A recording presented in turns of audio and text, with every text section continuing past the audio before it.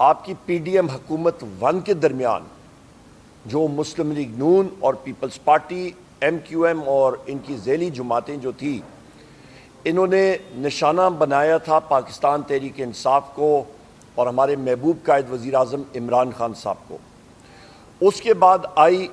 ان کی ذیلی حکومت جن کو ہم لوگ نگران حکومتیں کہتے ہیں، اور ان نگران حکومتوں میں چاہے وہ کے پی ہو یا چاہے وہ محسن نقوی کی غیر آئینی غیر قانونی حکومت پنجاب میں نگران حکومت ہو، یہ دونوں کے پی کی اور پنجاب کی حکومتیں یہ غیر آئینی اور غیر قانونی حکومتیں اس وقت تھیں۔ انہوں نے جو اقدامات پاکستان تحریک انصاف کے ہمارے ساتھیوں کے ساتھ اٹھائے وہ ہیومن رائٹس ابیوزز یعنی کہ انسانی حقوق کی خلاف ورزی کے زمرے میں آتے ہیں۔ اس کے بعد آپ آتے ہیں پری پول ریگنگ کا سارا سلسلہ آپ دیکھتے ہیں۔ الیکشن کے دن فارم 47 کا جس وقت الیکشنز کا سلسلہ ختم ہوا، پولنگ ختم ہوئی، تو اگلے دن 9 فروری کے دن جس طرح فارم 47 تبدیل کیے گئے اور 50 اور 60 اور 70 ہزار کی لیڈ والے پاکستان تحریک انصاف کے جو ہمارے وننگ کینڈیڈیٹس امیدواران تھے ان کو ہرایا گیا دھاندلی کے ذریعے، تو وہ آپ نے پاکستان کی تاریخ کیا ورلڈ ریکارڈ آپ نے دیکھا کہ کس طرح بے ڈھونگے طریقے سے دھاندلی ہوئی۔ ہماری تقریباً 180 سیٹیں قومی اسمبلی میں ہونی چاہیے اور اس کے لیے ہم لوگ حتی الوسع قانونی کوشش کریں گے اور آئینی اور قانونی زمرے میں رہتے ہوئے پرامن طریقے سے نیشنل اسمبلی میں اور صوبائی اسمبلی کے ساتھ ساتھ ہمیں جو آئین اور قانون حق دیتا ہے ہم لوگ پرامن مظاہرے پاکستان کے ہر جگہ میں کریں گے انشاءاللہ۔ یہاں پہ میں یہ بھی کہتا چلوں کہ مہنگائی کا سیلاب جو کہ مسلم لیگ نون کی حکومت نے شروع کیا تھا، پی ڈی ایم حکومت 1 نے، اور اس وقت بھی وزیر اعظم شہباز شریف ہی تھا، وہی مہنگائی کا سیلاب آپ کے ان کی ذیلی حکومت یعنی کہ ان کی کیئر ٹیکر گورنمنٹ نے جاری رکھا، تیزی لائی، اور یہ حکومت مزید اس پہ تیزی لائے گی۔ اشیاء خرد و نوش سے لے کے بجلی کے بل اور گیس کے بلوں میں آپ کو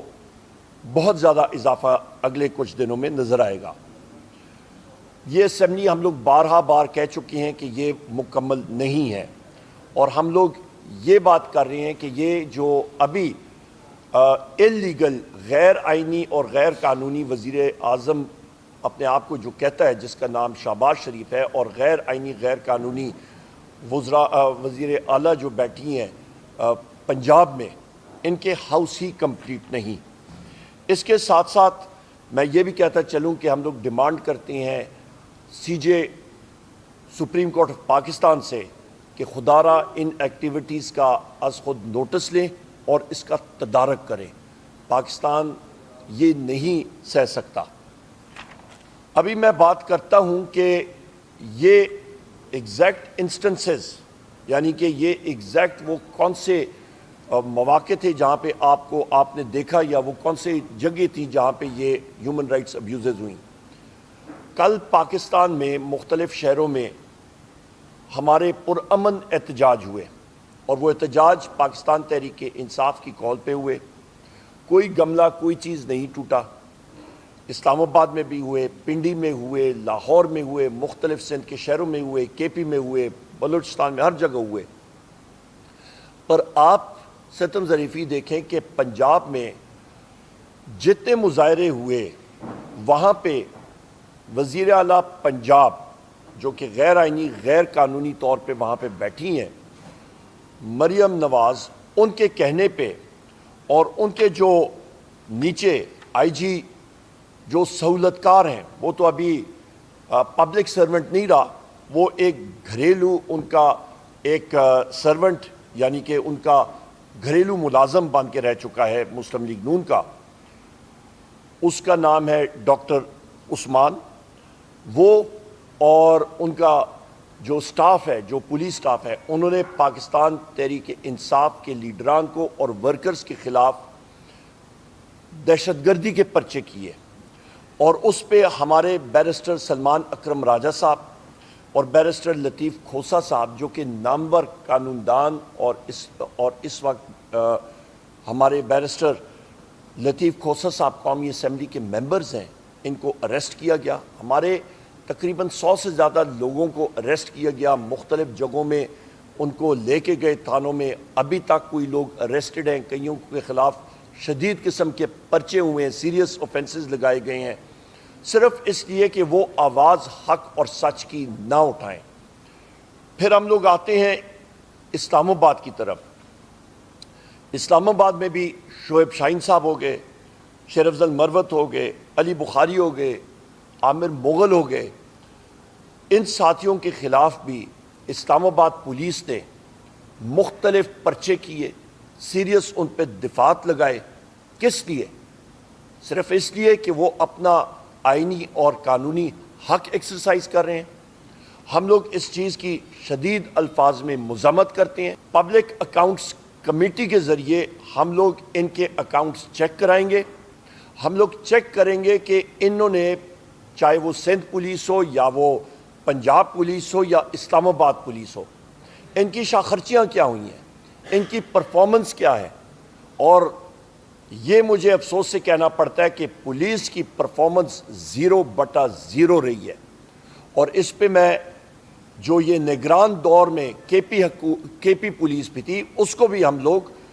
ان کے آڈٹ پیراز ہم لوگ چیک کریں گے، ان کے پرفارمنس ہم لوگ چیک کریں گے۔ جس طرح ظلم و جبر انہوں نے پاکستان تحریک انصاف کے لوگوں کے خلاف برپا کیا، ان کو ہم لوگ دیکھیں گے کہ اس دوران